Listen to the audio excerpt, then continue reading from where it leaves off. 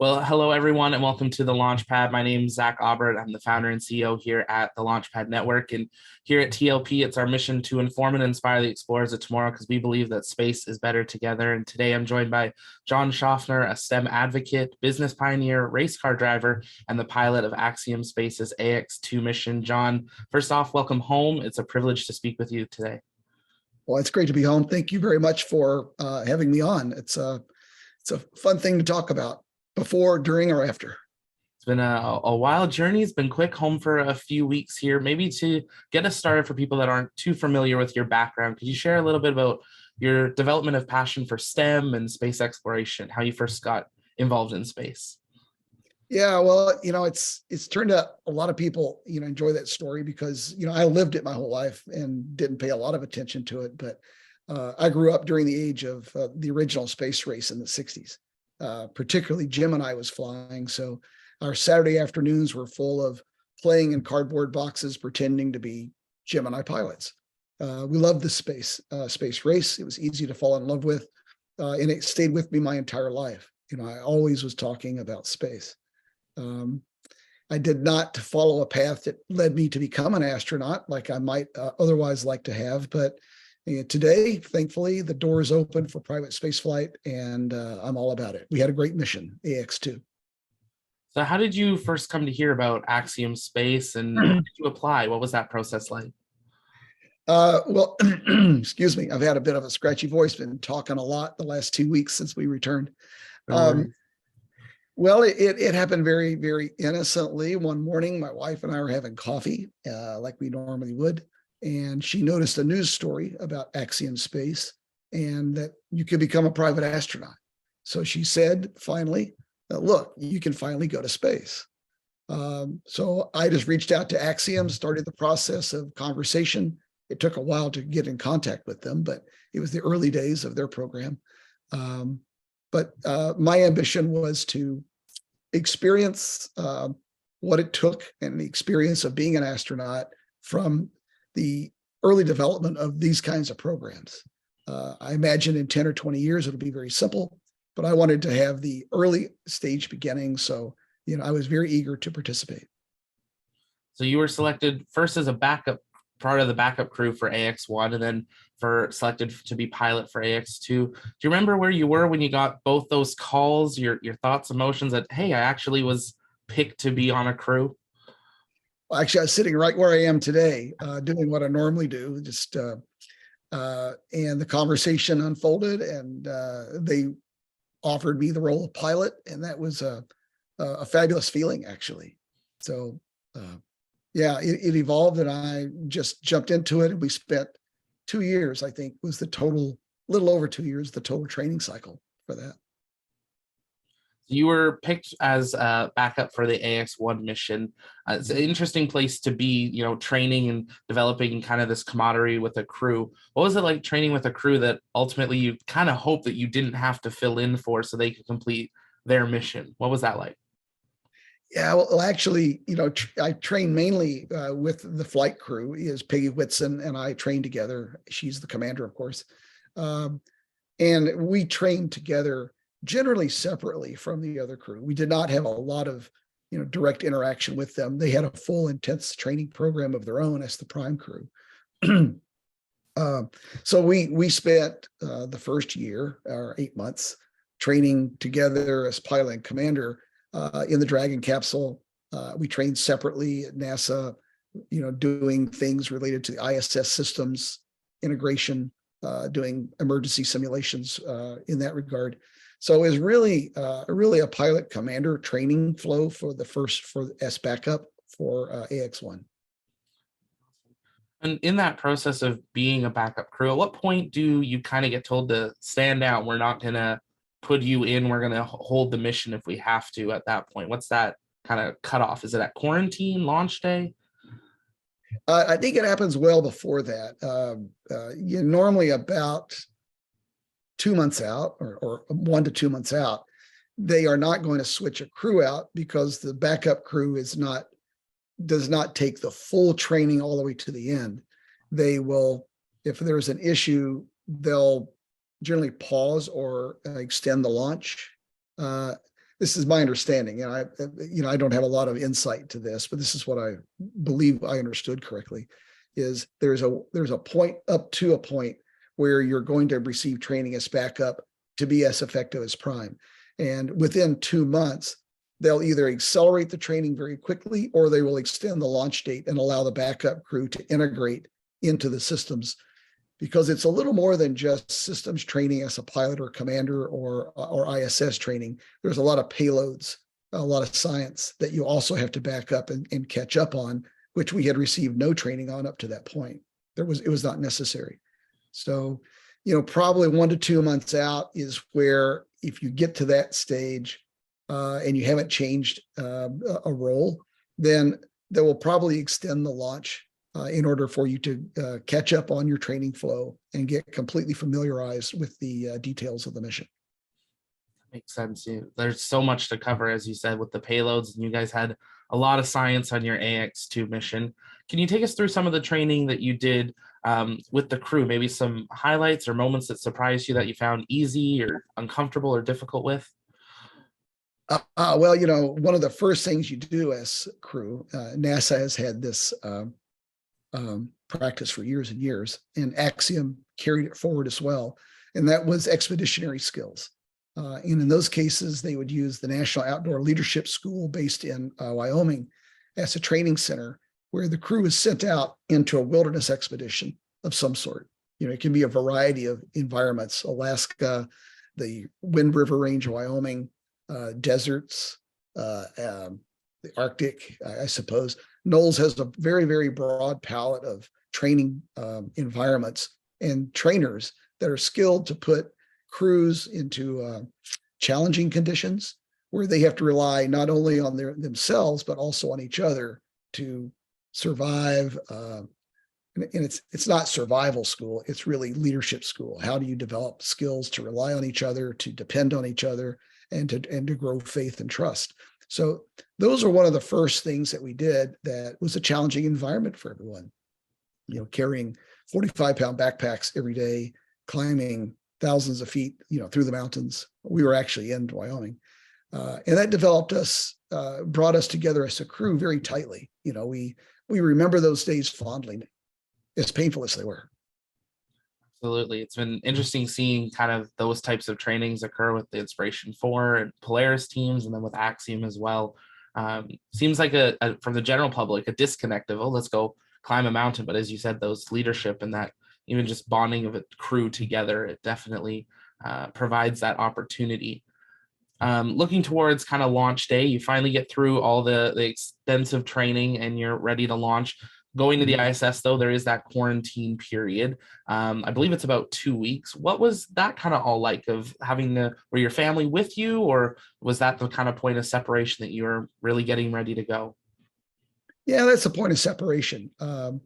We do go into some rather intense training during that period. It is 2 weeks long, near the launch site, isolated. But it's pretty convenient and rather luxurious, actually. We're not stressed. We're in a comfortable housing. We have lots of great food preparation, things we can do to occupy our time. But we do study a lot, and we have a lot of drills and practice that we're basically just redoubling on our crew skills together, reviewing payloads, reviewing the science, developing the timeline schedule that will be the actual schedule for the mission itself. So that period of 2 weeks is used both as medical isolation to protect the ISS crew, that we don't carry, some bug or infection to orbit, but it also gives us a chance to consolidate ourselves as a crew and develop our launch schedule and mission plan together. Absolutely. So launch day finally arrives. You had a little bit of a dramatic entrance on helicopters, which it was amazing to see you guys fly in and get those moments with your family out on the pad there. And then you head off to suit up, pad arrival, and then ultimately Dragon ingress. What were the thoughts, feelings, emotions of that day? I'm sure there was many highs and lows. It was a busy day. Was indeed. You never know what can stop a launch from happening. So You're always thinking, is this going to happen? And you really don't until T-0, actually, it turns out. So we practiced that day, just like we practice every other thing regarding the mission. We actually practiced that arrival day so that we executed it effectively. We felt good about it. And the emotions are, all of our training was behind us. We had a lot of really good confidence that we knew that our skill set was good. We were prepared. We knew what to expect. And the crew of Axiom, SpaceX, everyone did a fabulous job in getting us to that point. The support crew that drove, organized the helis, all of the things around the security were very impressive, and they also supported us well. It's great to hear. I know there was some big smiles that day as you got out of the helicopter. We appreciate Axiom letting us be there to see you guys off that final time before you headed off to suit up. As the clock would continue to tick down throughout the launch day, you move through seat rotation and hatch closure. You talked about it of, is this actually going to happen? Was there a moment when did that moment hit? Was it ignition, or did you have it before of, I think we're actually going to go? Oh, it's ignition. Excuse me. It definitely, with all the training that you have and your knowledge of what's required to launch a rocket or a crew to orbit, that it can stop at T-1. You just know that is possible. It's happened. It's happened at engine ignition before on launches in the past. So until you actually feel yourself leave the pad, you actually do not know that you're going. But it's a wonderful experience when it does. We put it out to some of our members to send in some questions, and a lot of them asked, can you take us through the whole feeling of launch? You've been through the simulator, but what were the feelings and the sounds of ignition and flight and MECO, and kind of take us through that journey up to orbit on board Falcon and Dragon? Well, sure. I'm still processing a lot of those memories myself. I'm sure. Your first launch is always your most exciting, I suppose, dramatic, most impressive, the one that stays with you. I hope to have a second. But as I mentioned, as you come down to T-0, the crew is pretty much relegated to staying still because the launch escape system is armed. We have little to do. They're completing the propellant loading during the last 30, 40 minutes of that phase. So the crew has few activities other than to stay prepared and watch the time go down to 0. But when it happens and it goes to 0, you can hear the flight director, call ignition. I assume it's the flight director. I forgot who actually calls it. Maybe it's the core. Alerts us that they have ignition. And we can feel it instantly. You feel the rumble, and it's not a great, in any way, violent or overly dynamic. It is a gentle rumble and vibration, and then slowly we had to sense that the entire volume we were in, the capsule, the launch vehicle, the Dragon, just lifted. It just raised up, just like in your room where you're sitting now. If suddenly your house started going up a bit slowly, but it was going up. So we did not have that huge rush of G's. It wasn't a lot of shaking initially. It was just this lift. And it was very, very interesting the way that felt. We just went up. But of course, then comes acceleration and other things, and you start to get toward maximum dynamic force. And that's something you can certainly feel the change in the dynamic pressure on the vehicles. And that's exciting because we know what's going on and we're aware of it. We've trained through it, and we just sit, relax, and visualize it, enjoy it. The crew has several calls to make to acknowledge from core when they are telling us, that things are nominal, and we always listen for those calls that things are nominal. We love nominal, and we continue to accelerate. And it gets a little more vibration, a little more rockiness. And pretty quickly we get to main engine cutoff, of course. And you can feel the pyros, you can feel the separation, slight pause in acceleration, and then the reignition of the second engine, of the MVAC engine. And that's quite a ride. That begins to accelerate us once we get above the atmosphere, approaching 200 kilometers. The vehicle pitches over and starts going downrange really quick, and that's when we really accelerate. That is probably the most interesting part of the launch phase, I think, is once we are achieving an altitude that they can accelerate it without dynamic pressure from atmosphere. Then our job is to catch the station, is to achieve orbital velocity. So we hit 4.7 Gs, 4.5 Gs, and you can actually feel it. It comes on very, very quickly, and it's pretty exciting. And that lasts, for half a minute or so. And then, but the entire acceleration phase, second stage is a little over 6 minutes. So you really get up to your orbital speed, and you get up there.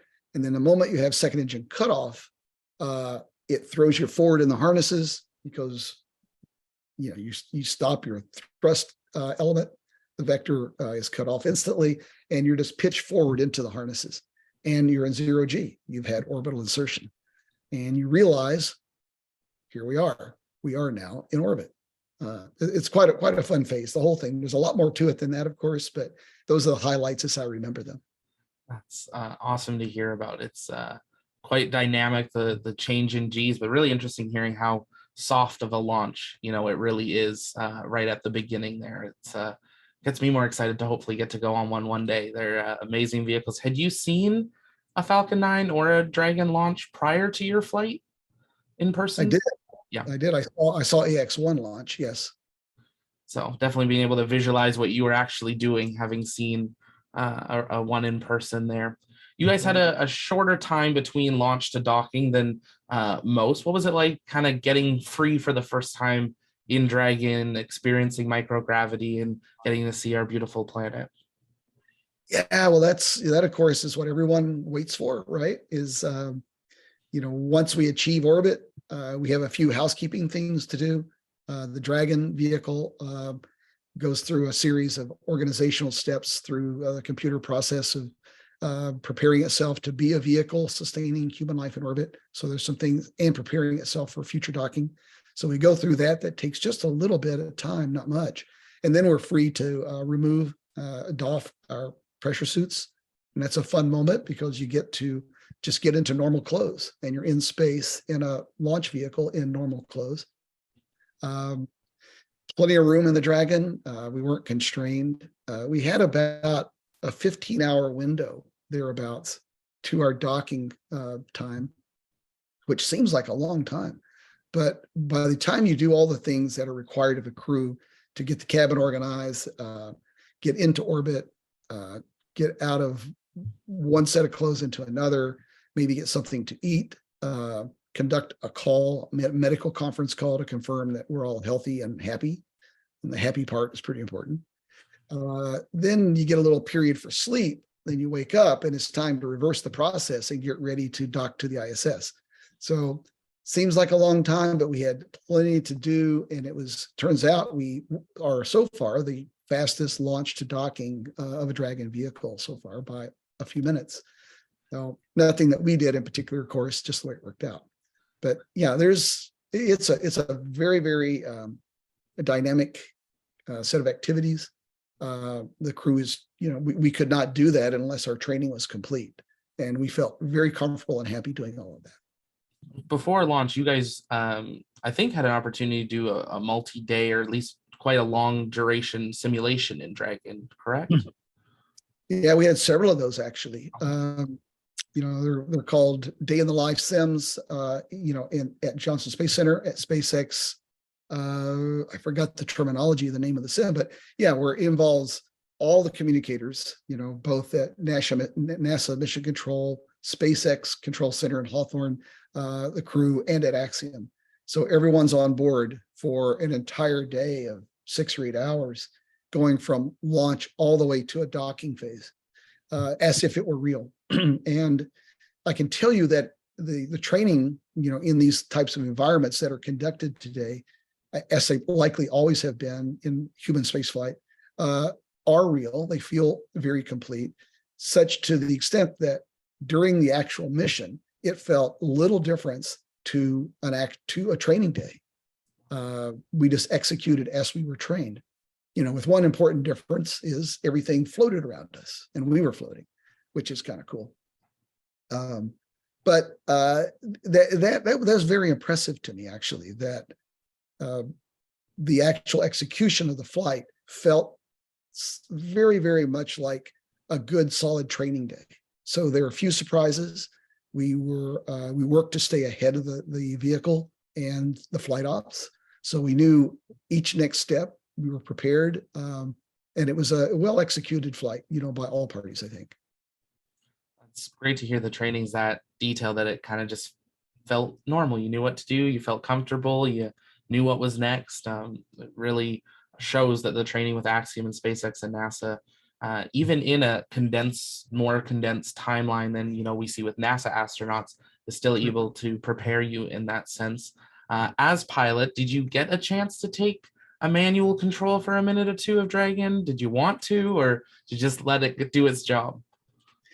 Well, that middle question is the most important. Yes, I would love to, of course, but no, we don't do that in nominal ops. The Dragon vehicle is fully autonomous. Our job is to monitor and manage its systems, and to work with core and ground control just to verify the nominal state of all conditions. We're prepared to, and we have certain trainings that guide us into how we can support a manual ops role if that's required. But nominally, you don't. Computers and the Dragon capsule today it does a really good job, as you can see. We had one of the softest dockings that we could have imagined. We could hardly tell we touched the station. Wow. So this was your first visit to ISS, and as we talked about training, you spent many months in a Dragon simulator, but also a fair amount of time in the ISS simulator with NASA. Having finally arrived at station, what was it like? Finally, you do a few things before you get to come through the hatch, but then welcome ceremony, you get your pin. What were some of those first few things you did on station like? Well, yeah, I've watched a lot of these welcoming ceremonies, and they're very, very endearing. You can tell the crew is personable and that everyone's happy to see each other. And until you experience it, you just really can't get a true sense of the meaning and the feeling that you get. But when you go through the hatch, and there is quite a long period between the actual docking, first contact, and when the hatch opens, there's many things that have to be stabilized and arranged for that.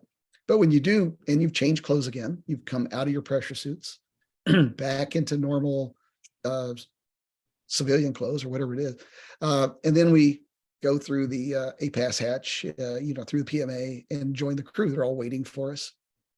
Big smiles. People that most of us have never met before. I think Peggy was familiar with many of them, of course. But it's just a lovely time. You meet people on orbit and all sharing the experience of living and working, in Earth orbit. And of course, over the course of 10 days, you become to know people a little bit better, and the experience just becomes incredibly powerful in you as a personal experience of human bonding, companionship, and sharing time and relying on each other. It was the beginning of a very, very wonderful period. Well, the ISS really lived up to its name, international, when you guys were on station. So many people from around the Earth, some first visitors as well. What's it like? We know the ISS time it's to the minute, if not second, scheduled. But what was it like when you finally got a little bit of leisure time and got to actually more live rather than work on orbit? What's that like? Well, that proved to be a little challenging. As you probably know, our mission was trimmed, from a 10-day dock to 8 days to accommodate some other schedule changes, which is fine. So it kind of compressed our time and kept us really, really, really working on a pace. So unfortunately, personal time and my use of personal time was cut back a bit. But when I did have moments, everyone wants to go to the cupola, of course, and look at that beautiful view of Earth, get some pictures, hang out, just enjoy the moment that you're in orbit, traveling 17,500 miles an hour, watching the Earth skim by. So getting a moment to experience that was always very valuable. Um, Getting a moment to just stop and float between activities. If I was a few minutes ahead, which I don't remember ever actually being a few minutes ahead, uh, just taking a moment to realize that I'm in a very special place, doing something very special that few people. I was the 598th human being to have that experience, according to the records. Um, so it was just taking stock of that as being sure I fully appreciated what I was having the privilege to do at that moment and trying my best to do a good job at it. I think that was what my free time meant to me. I know you spoke on a couple on orbit events of hoping to go into the cupola and maybe stay there for most, if not a whole orbit. Did you get a chance to do that? No, I did not. I was under instructions by Commander Peggy. She impressed on me early on that that was something important for us all to try to do. But because of our schedule, I never felt comfortable with the free time that I could devote, 92 minutes to just me, unfortunately. So, but I got what I needed. I had the great experience. I was there, and moving on to participate in anything. I didn't have to be looking out a window to enjoy it. It just means you have to go up again to do it. That's what it means. Actually, we need more flights. Yeah, you're probably right. Yeah. Many talk about the overview effect and looking out the window, but also just the effect of knowing that you're living and working in low Earth orbit. What is the did you find that there was a change in your perspective at all? Or I know you're still processing, only been home a few weeks, but did you notice anything major having that look at our blue marble? Well, I think it's coming. I think it's interesting. No one defines the overview effect. They tell you that there's this change of perspective that many people, most if not all, get, feel, see, or sense after having been in orbit and looking down on the Earth and seeing the things that you see. I expected that. I expected it to be this wow moment. It wasn't exactly that. It was much more subtle. And I think that's really the correct way for it to unfold is you absorb a lot of different feelings and understandings from that. And you see the Earth multiple times while you're on orbit, and you're in a different state of mind each time that you do that. You're either in a hurry or you're relaxed or you're there for a reason or just because you want to take a moment just to chill out. So you arrive at lots of multiple elements of a feeling that assemble themselves with you over time. And I think that's what I'm arriving at now. I came down from orbit without this, I wasn't a changed person, I would say.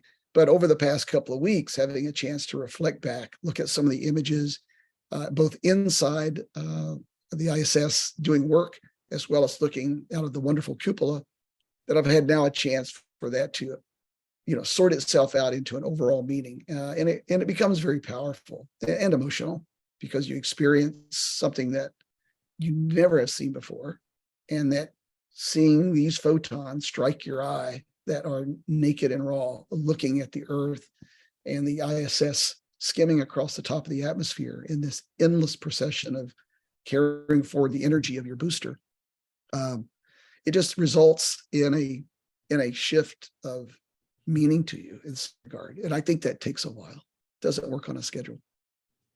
Absolutely. We live in a rather dynamic world, a fast-moving world for it. How do you think that the overview effect and that experience, those that can go up, but also those down here on Earth, seeing those photos and videos of our astronauts in orbit, can be used in a way to maybe bring us more together as a unified Earth and an Earth that cares for each other? Yeah, well, that's an interesting thought. It's a good one to continue to think about. It's what I'm doing now, actually. And I'm not sure the images themselves do it, because I've looked at images of the Earth taken from that exact spot for years and years, and it did not have the kind of impact on me that it's now having on me after I've seen it and after I've been there, of course. And I guess that's an obvious statement, but I think what happens is you have to speak to it. You have to explain to people what it might mean or feel. I have the first image that I took, because the first time I went into the cupola, I took a camera. So I do have that first image. It's not a great photo. I was still working on camera settings, but I wanted to capture that first image. And it means more to me than a great image I took a week later with fabulous settings and resolutions, because it's the first light that struck my eye. And as I explained to people what I was feeling and seeing more than what an image will do, I think that's how we create change, by going forward and taking any knowledge that I gained here introspectively, or anything that is, something that I might do. I did a lot of work with STEM education on orbit.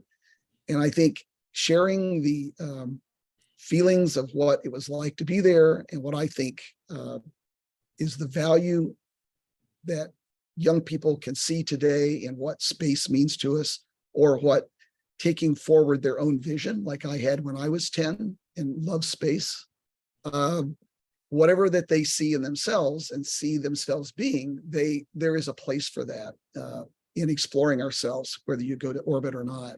So for me, it's not showing a picture that I took as much. It's sharing the feeling and the wonder and awe that I had when I was looking at the Earth like I was, and what that meant to me as a person. Probably not doing a good job explaining this. You maybe want to check back in a month. I'll have refined this a bit, but it means something different to everyone. I think, 600 people now that have done this, I think they all will have a different set of explanations for you.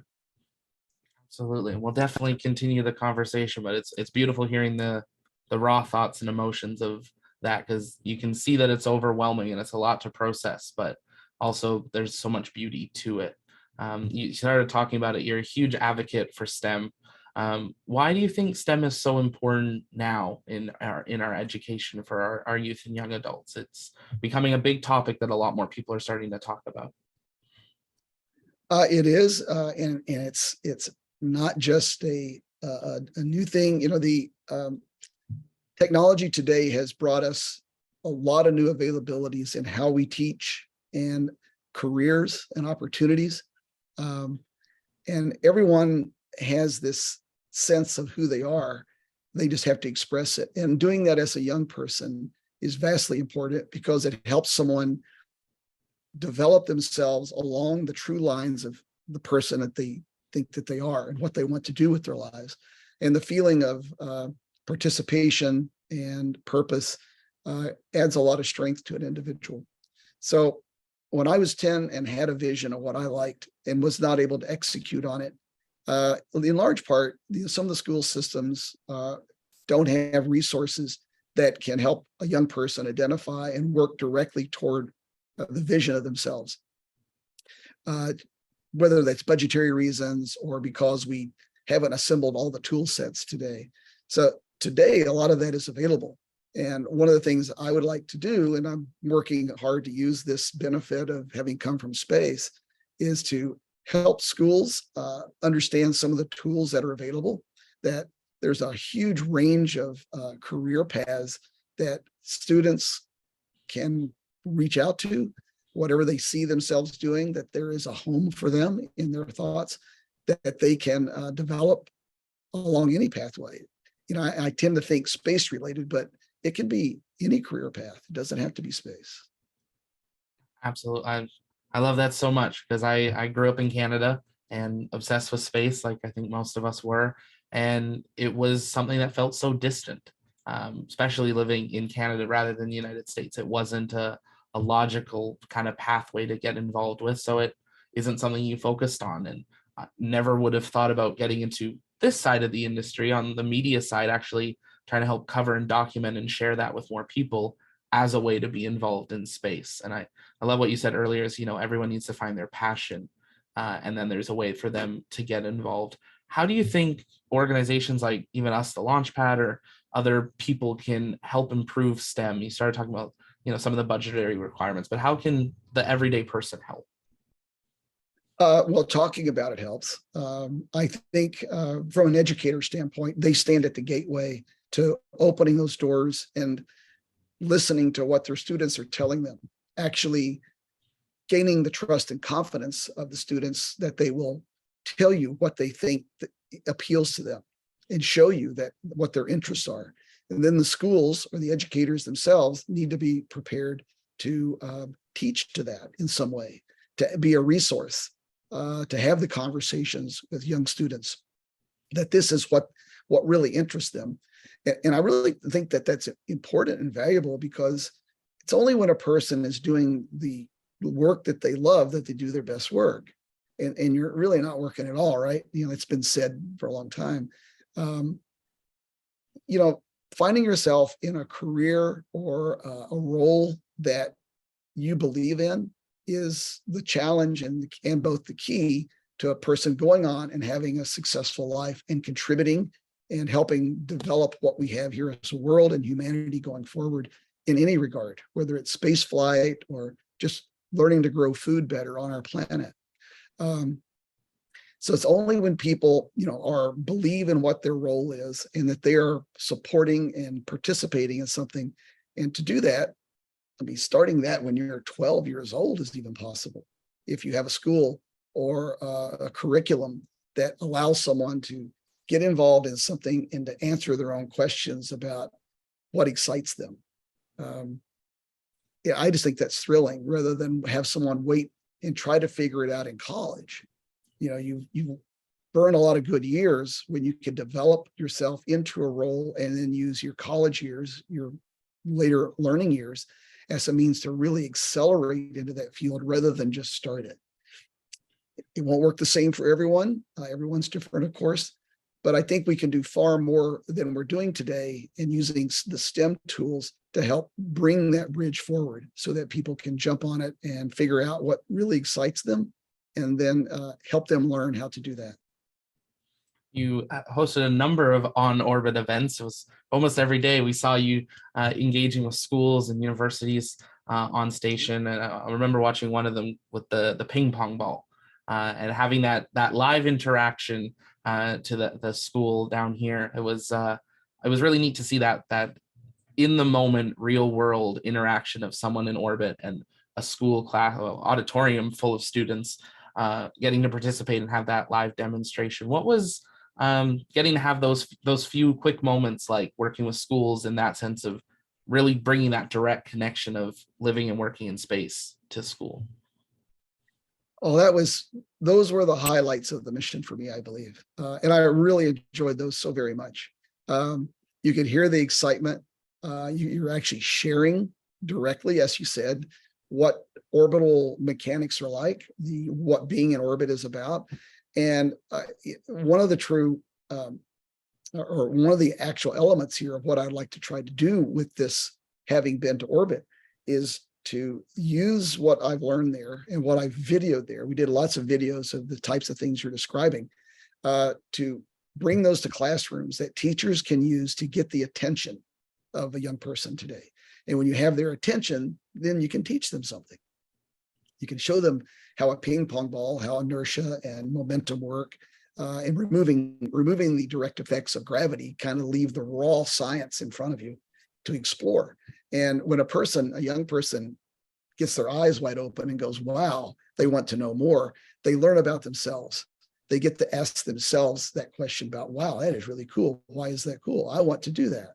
And they begin exploring. Then if a teacher helps a young person explore that path, why they're interested in that, what's exciting to them about that, then you have someone that's really started down the road of developing themselves to be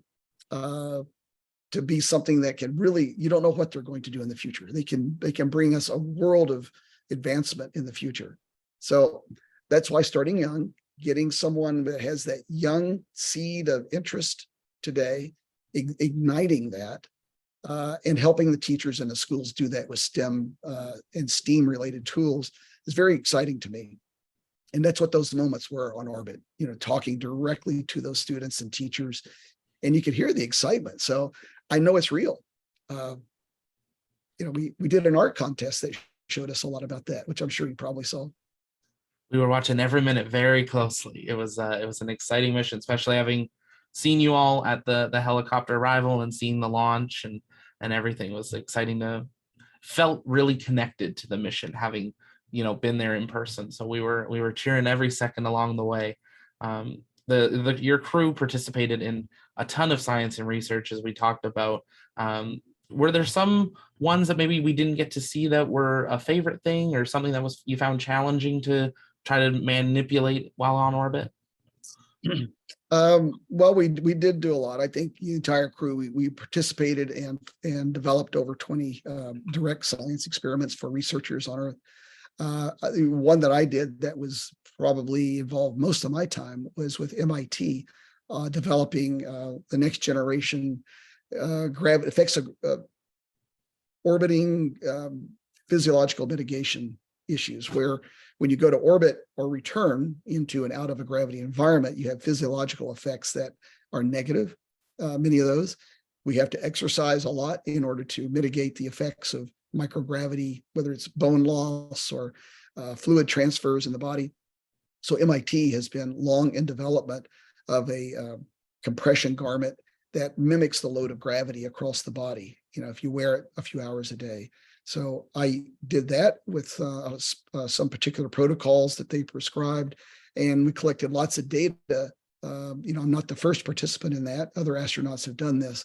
So that's why it's important to continue these longitudinal studies to advance ourselves. And the future benefit of that would be helping us understand how to put ordinary people or people into and out of orbit in short and long duration flights. As we head toward commercial and private access to low Earth orbit, then I think there'll be a time coming where people go to orbit for short periods and come back. So if you have to spend a lot of time adapting to orbit and readapting to Earth's gravity, then that's an inefficient process. And if we can change some of that, then we can be more effective in spaceflight. When you came home, did you find, what was the coming back to gravity like? We saw you guys walk out of the capsule and big smiles being home, but how did you adapt to first getting into microgravity and coming home? Well, it's difficult. It's different for everyone. We were told it could be difficult. Day one can be rough. I don't recall the specifics, but you just don't. There's a chance that you will not be as productive as you would ordinarily want to be. So there's an inefficiency state there that could last 1 day, 2 days, or beyond. Everyone fights it a little bit. So, when you're there, you just have to tough through it. And that's one of the things that we would like to learn more about, the cause of that and how to eliminate or reduce the effects of that. Then returning to Earth, you have a different set of problems, mainly in balance and motor skills when you return to reacclimate to a gravity state. So it takes a few days, to readapt, going and coming. So it's more of that process that we want to understand about human spaceflight, so that as we become more accessible to low Earth orbit and beyond, that we can go and come freely and maybe reduce those effects. The MIT skin suit was definitely one of the projects I was reading up a lot about. It's a really interesting concept, and we're starting to see it appear more and more in sci-fi shows, the idea of a compression suit. So it's neat seeing sci-fi mixed with reality of these compression suits. What was wearing and donning and doffing that suit like? Did you find that it not necessarily impeded, but obviously it's an early generation of the suit. What was that like in your day-to-day activities? Well, it did not inhibit me much at all. Of course, it's a compression garment, so you feel it, and it loads down, through the soles of the feet, so you can feel, the loading of it. But it's neither uncomfortable or inhibiting. Toward the end of the day, it might be nice when you take it off, but I think it's something we're learning about this and other devices, of how to operate as humans in microgravity more efficiently. So it was not a problem. It's good learning. MIT is a fabulous organization. The MIT Media Lab and their staff to develop these things and understand how we operate in microgravity. It's what we need to do, and I was very happy to be a participant and a supporter of that. Very excited to see what comes next in that study. As you said, as it becomes more frequent that we have people going up for quicker visits, we definitely need more tools to be able to adjust more quickly so we can be as productive as we can be. Unfortunately, all missions do end, and your 8 days was done. What was the last day on station like? You've still got science to do, you're packing up, you probably want to hide somewhere so you don't have to leave. You can take us through that day. Yeah, well, last day's a bit hurried, of course. I'm sure it is for all crews because they have a lot of housekeeping to do. Everything's well scheduled, so it's unlikely that you forget to do anything. You actually starts the day before, so you start pre-prepping, pre-packing, organizing, then you're packing up, moving things around. So the last day is pretty busy. There's not a lot of time to think. Most of all the science is completed. There might be some last minute things that researchers want right before you leave orbit. So there's always a chance of that. But in general, it's kind of sad because you're leaving. You wish you had more time. I could easily have doubled, tripled, quadrupled the time on station, and really, really lived and loved the experience. There was a lot there that I did not get to do. A lot I did not do enough of. So that drives my interest to be a continued participant. We'll see how it goes. And the crew is lovely. The crew of the USOS crew, as well as the Russian crew, UAE, we're fabulous partners and friends up there that we will have forever. I've joined a very unique club, and I'm very grateful for that. Spending that time on station, did you get to, with so many amazing people, did you get to experience and kind of adventure out into some of the other modules of the station? Coming on as a private astronaut, it's a little bit different in being on station. Well, we were given a tour, of course, so we were familiar with how all the modules work, mainly for safety reasons. We have to know where safety equipment is throughout the station, so we become acquainted with that. Yes. A few more of our TLP members had sent in some questions. We kind of touched on it a little bit. The doffing and donning of the suit had to do a number of times, and you a bit more with the skin suit as well. What did you find that was like in Dragon and on station, and kind of navigating, pulling things and getting into it in microgravity? Well, it's way different. In fact, one of the hardest things that I experienced throughout the mission was the art of flying around. It's difficult. You have to learn to be very soft and gentle, very still. Any movement or twitch that you do in your body creates some sort of rotational vector or momentum that alters your course. So that's something that is not trivial, that I think anyone going to space for the first time should think about carefully, is how do you fly better? Because it's always going to be the case. You're doing something in node 2, you need something in node 1. You have to fly all the way across the lab to get there, even if it's just to get a battery. And if you don't do it efficiently and well, then you're just going to end up, frustrated and taking longer. And that's really what takes a new astronaut as much time as anything. It's moving around the station, getting in one spot, standing still, getting something out of a container. It can be challenging if you don't relax and focus on doing it in an easy way. You cannot fight microgravity because the laws of motion and momentum are always going to be there and work against you if you aren't careful. Something we don't have to think about down here, of all those movements that we do. Did you find that it was more kind of physically exhausting or more mentally, having to, be still and your movements so specific? It's all mental. It's really funny because I was for years and years, I was a skydiver, thousands of skydives, and you use the air differently. And I found that I was trying to control my body when I was flying with the same types of movements that I might use as a skydiver. And of course, they are completely backwards. So all that training and mental preparedness, I was doing things 180 degrees out of phase, and trying to relearn that was challenging to get the movements correct. And so it's all mental, very little physical effort, involved in that. Just relax and be calm is the key.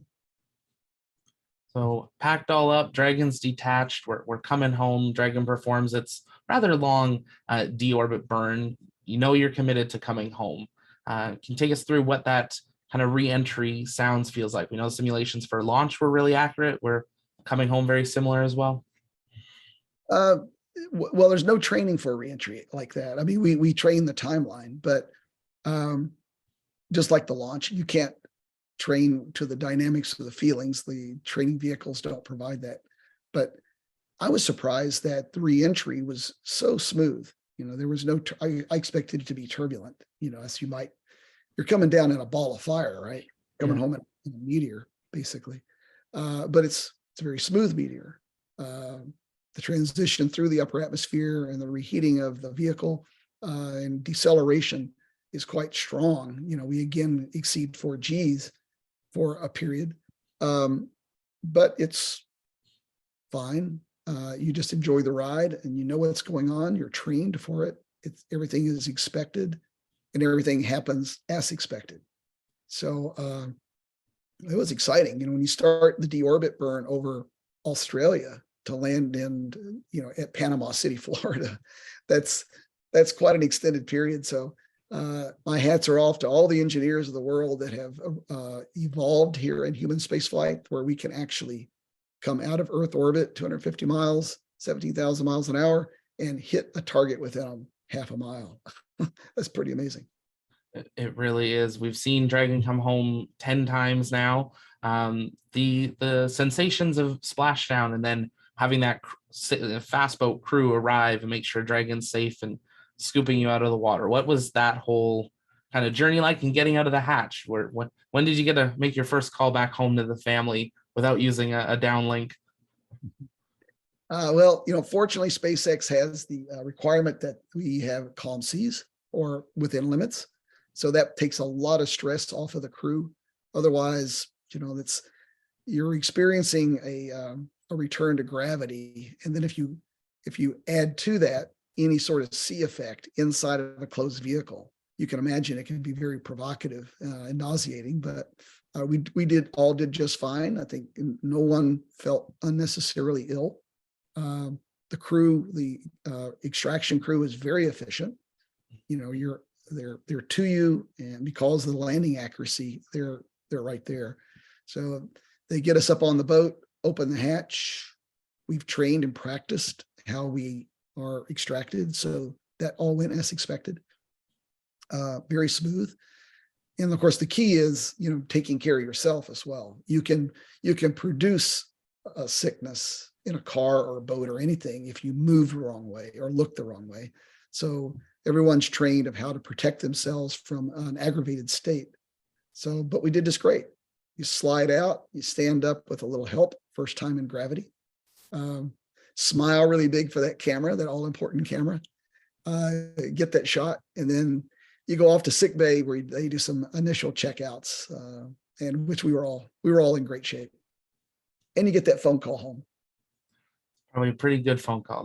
No delay, no interference. It can be as long as you want it to be. So it's amazing seeing that recovery. As you said, it is incredibly fast. Seeing you guys get scooped out of the water and out of the boat, but more exciting to see too, because it's exciting to see you home. Looking ahead beyond AX-2, we're still obviously processing a lot of the mission and will for probably months and years to come. What are some of your now long-term plans, goals? STEM education obviously is not disappearing. You're very passionate about that. What's next for John? Well, as planned before the mission, I want to use. Everyone wants to talk to an astronaut. It's not because it's me, of course. It's the experience and what we've learned and what we might be able to provide as insight in some regard.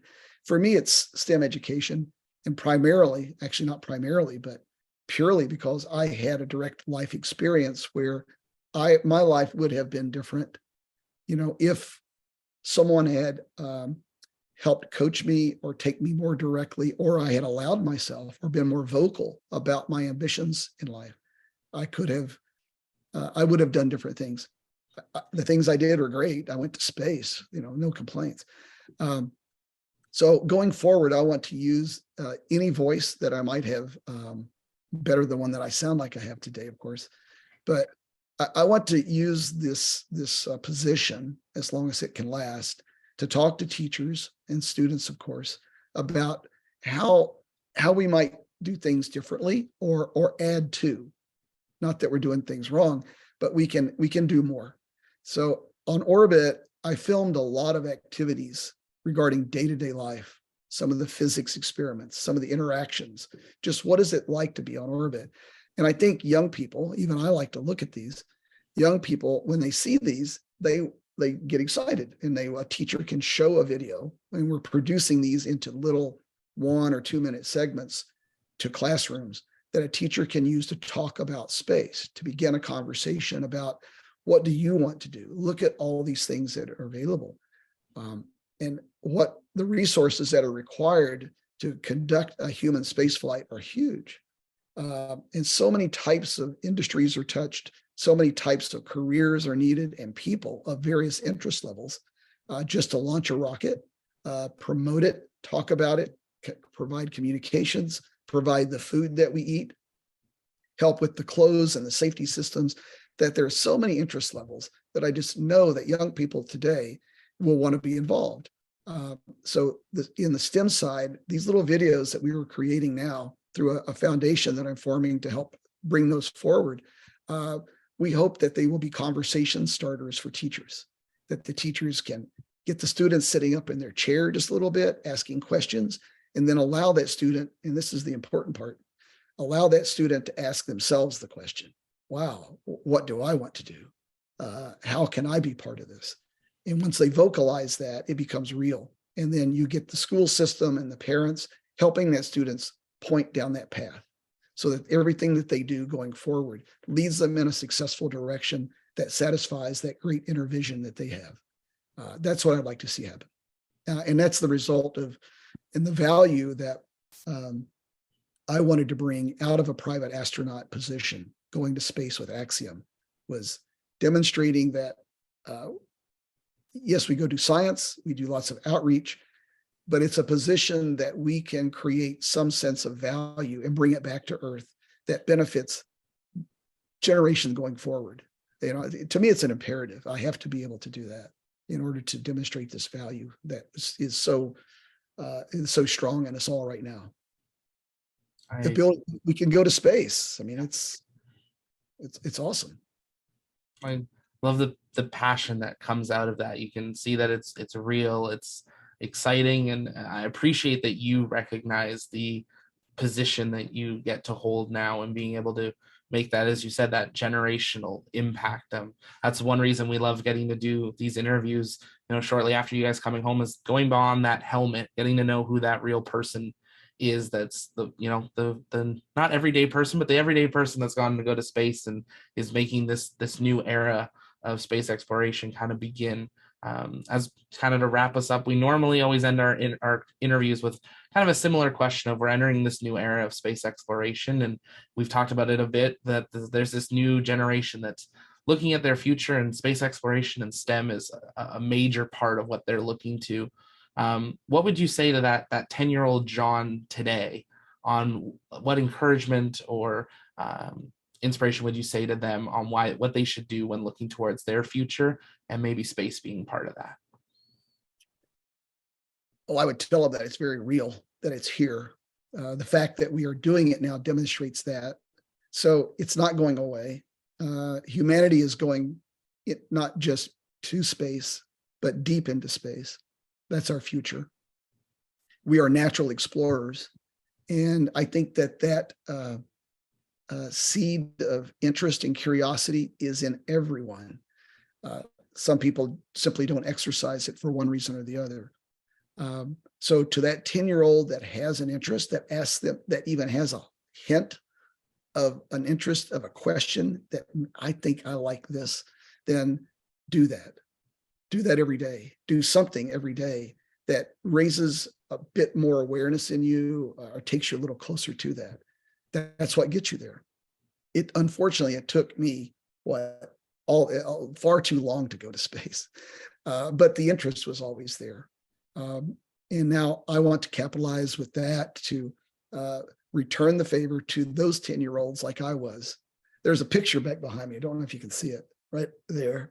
I painted that when I was 10 because I had that strong interest.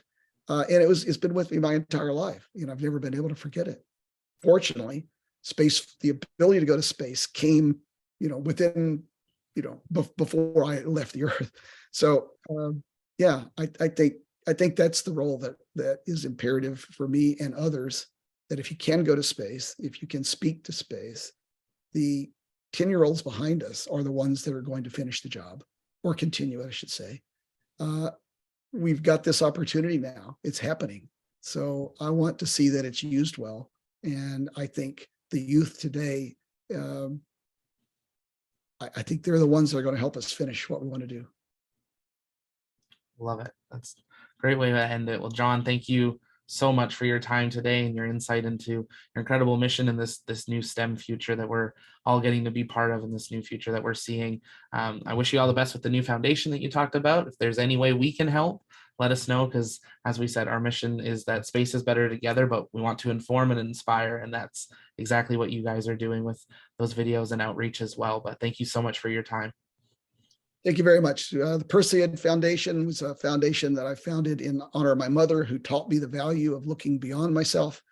Every year, the Perseid meteor shower happens in August. And wherever I was on the planet, even in my later years, she would always reach out to me to remind me that the Perseid meteor shower was here in August, to be sure and go out and look at it. So that kept me focused on looking beyond and out, and I love her dearly for that. So that's what I want everyone to do. Look beyond yourself and go find that thing that's most meaningful to you. Thank you so much, John. Pleasure talking to you. Thank you.